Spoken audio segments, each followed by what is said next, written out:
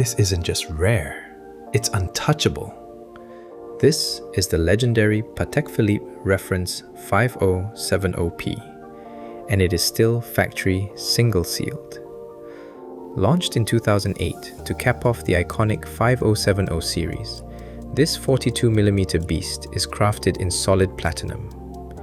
It marks the end of an era as the final simple chronograph powered by the manual-wind Caliber C H2770, the famous Lemania-based movement before Patek moved in-house.